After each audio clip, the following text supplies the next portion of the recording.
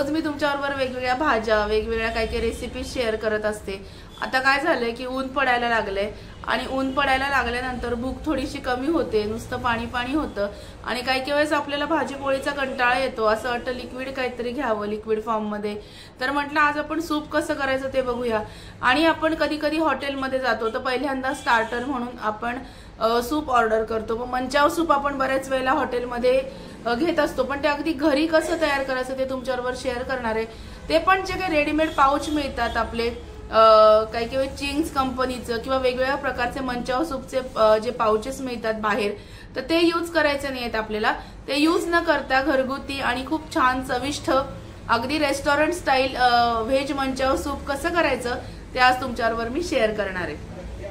हे बघा, आता आपल्याला व्हेज मंचाव सूप करण्यासाठी हे बघ हे लागणार आहे गाजर, एकदम बारीक चिरून घ्यायचे गाजर, कोबी बारीक चिरून घ्यायचा, कांदा एकदम बारीक चिरून घ्यायचा आहे, ह्या तिन्ही वस्तू एकदम बारीक चिरायच्या, आलं आणि लसूण एकदम बारीक चिरून घ्यायचं, कोथिंबीरीची जी देठं असतात खालची ती बारीक बारीक चिरायची आहेत आणि थोडीशी पानं घ्यायची आहेत, पण खालची जी देठं असतात ना ती स्वच्छ करून छान बारीक चिरून घ्यायची। नंतर याच्यासाठी लागणार आहे कॉर्न फ्लॉवर आपल्याला, नंतर आहे हा चिली सॉस, हे बघा चिली सॉस लागणार आहे आणि सोया सॉस लागणार आहे, हे लागणार आहे आणि पाणी लागणार आहे आणि बटर। आता आपल्याला काय करायचंय, पहिल्यांदा बटरमध्ये ह्या सगळ्या ज्या भाज्या आहेत ह्या परतवून वाफवून घ्यायच्या आहेत। फक्त एक गोष्ट लक्षात ठेवा, ह्या सगळ्या भाज्या एकदम बारीक चिरायच्या आहेत आणि आलं लसूण हे सुद्धा अतिशय बारीक चिरायचंय, कोथिंबीरीची खालची देठं ह्या प्रकाराने बारीक बारीक कट करून घ्यायची आहेत। चला आता आपण बटर घालून घेऊया आणि त्याच्यावरती ह्या भाज्या सगळ्या परतवून घेऊया आणि त्याला एक छान वाफ काढून घेऊया। ही कढई मी आता इथे ठेवलेली आहे, याच्यामध्ये साधारणतः 1 ते 1.5 चमचा बटर मी घालते आणि ह्या बटरमध्ये ह्या ज्या भाज्या आहेत ह्या सगळ्या मी मस्तपैकी फ्राय करून घेणार आणि हे करणार आहे, वाफ काढून घेणार आहे। आणि ही जी रेसिपी आहे ही म्हणजे माझी चुलत बहीण आहे, तिचा हॉटेल मॅनेजमेंटचा कोर्स झालाय, तिने मला शिकवलेली आहे, त्याच्यामुळे हे जे सूप आहे हे एकदम परफेक्ट आहे। या पद्धतीने तुम्ही नक्की करून बघा। हे बघा बटर याच्यामध्ये मस्तपैकी मेल्ट झालेलं आहे, एकदम परफेक्ट रेसिपी आहे।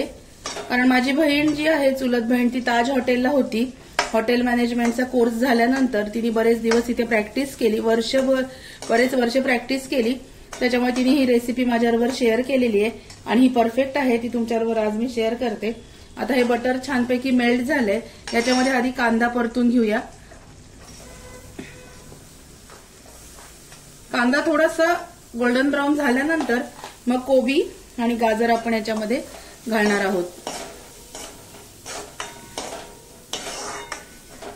कारण हॉटेलमध्ये गेल्यानंतर काय होतं, आपण पहिल्यांदा सूप किंवा वेगळं काहीतरी ऑर्डर करतो तर ते घरी पण छान होतं, सेम तसंच होतं रेस्टॉरंट स्टाईल। आज तुमच्याबरोबर पण ही रेसिपी शेअर करावी म्हणून आज हा व्हिडिओ मी खास तुमच्यासाठी बनवलाय।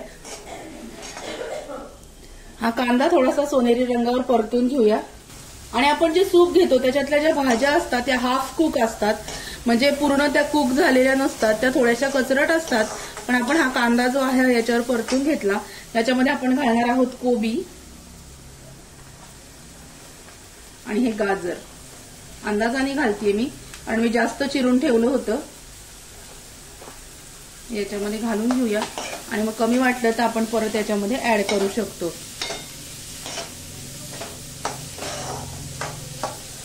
2 चमचे बटरवरती ह्या सगळ्या भाज्या छान वाफवून घ्यायच्या।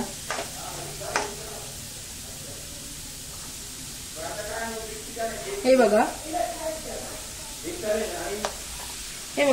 आता याच्यामध्ये हे थोडंसं परतत आलंय, याच्यामध्ये आपण हे सगळं आलं लसूण कोथिंबीर हे सगळं घालूया। याच्यामध्ये या सूपमध्ये एक असं वैशिष्ट्य आहे की याला आलं आणि लसूण थोडासा जास्त प्रमाणात लागतो, तो आपण घ्यायचा अंदाजाने। आणि आता ह्या छान भाज्या मस्तपैकी वाफवून घेऊया। ह्या भाज्या वाफवण्यासाठी याच्यामध्ये थोडंसं पाणी घालायचं आणि त्या वाफवून घेऊया। हे बघा थोडंसं मी पाणी याच्यामध्ये घालते आणि या भाज्या छान वाफवून घेऊया आपण।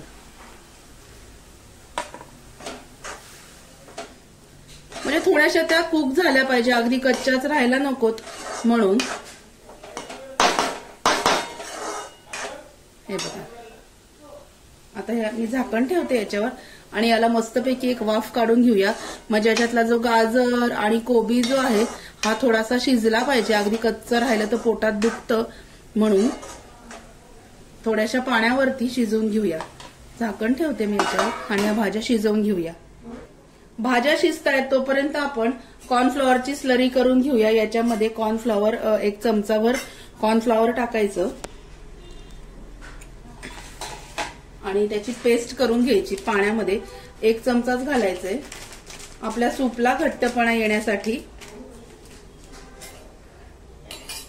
हे बघा, चमचाभर कॉर्नफ्लॉवर मी याच्यामध्ये घातलंय आणि हे आपण याच्यामध्ये आता छान याचं पाण्यामध्ये छान अशी पेस्ट करून घेऊया.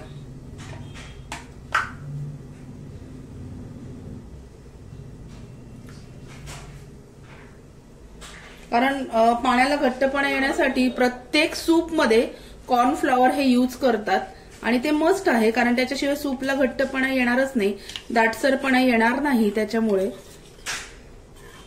हे बघा, हे कॉर्नफ्लॉवरची स्लरी आपण करून घेतलीये. छान मस्त असं छान घट्टसर याची पाण्यामध्ये हे करून घ्यायचे, वितळवून घेतलंय.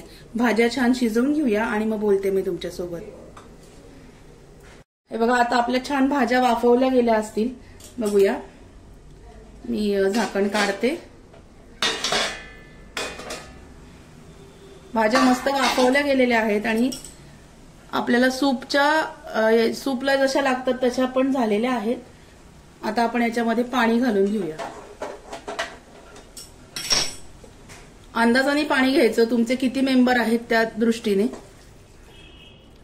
याच्यामध्ये मी पाणी टाकलं आणि हे जे सूप आहे हे घट्टच छान लागतं. खूप पातळ याची कन्सिस्टन्सी चांगली नाही लागत. हे बघा, हे मी आता सूप याच्यामध्ये उकळायला ठेवणार आहे आणि हे उकळत आलं की मग आपण याच्यामध्ये कॉर्नफ्लॉवरची जी स्लरी आपण केलेली आहे ती याच्यामध्ये टाकून घ्यायची. जास्त पण कॉर्नफ्लॉवर टाकायचं नाही, साधारणतः 1 ते 1.5 चमचा टाकायचंय. आता हे जे सूप आहे हे उकळेल छान. तुम्ही म्हणाल याला कलर कसा आला नाही, तर आपल्याला याच्यामध्ये अजून सॉस ऍड करायचा आहे, तर मग त्याला कलर येईल हॉटेल सारखा. हे बघा, आता हे सूप छान उकळायला लागलं की आपण याच्यामध्ये उकळायच्या थोडस आधी ही जी आहे ना, ही कॉर्नफ्लॉवरची जी स्लरी आहे याच्यामध्ये टाकायची. अंदाजाने टाकायची. थोडं पातळ वाटलं तर मग परत थोडीशी टाकायची. हे बघा,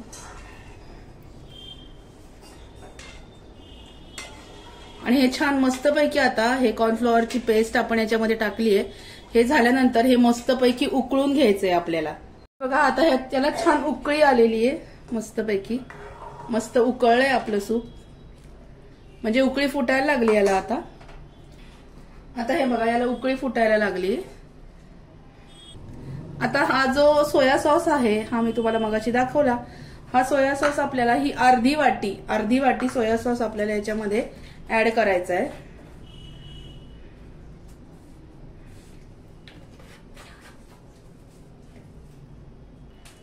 ही जी वाटी आहे आपली नैवेद्याची जी वाटी असते ही मोठी आहे, तर नैवेद्याची वाटीला थोडंसं कमी हा सोया सॉस आपण याच्यामध्ये आता हळूहळू टाकूया.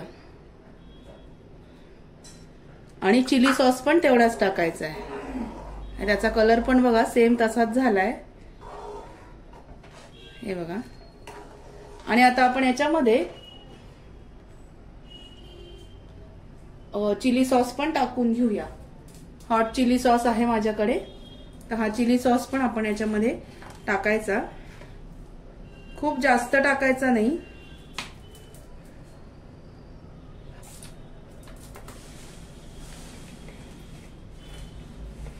आता चिली सॉस मी वाटीमध्ये काढून घेतलाय. हे बघा, तेवढाच टाकून घेऊया.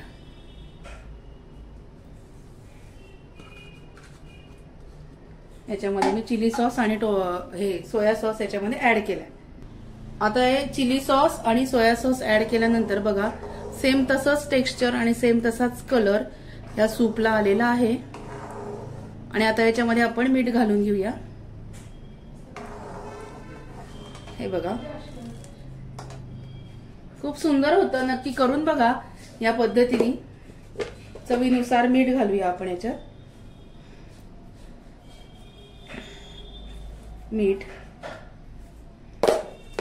आणि हे छान एकदा उकळून घेऊया की आपला आजचं जे मंचाव सूप आहे हे रेडी आहे। हे बघा,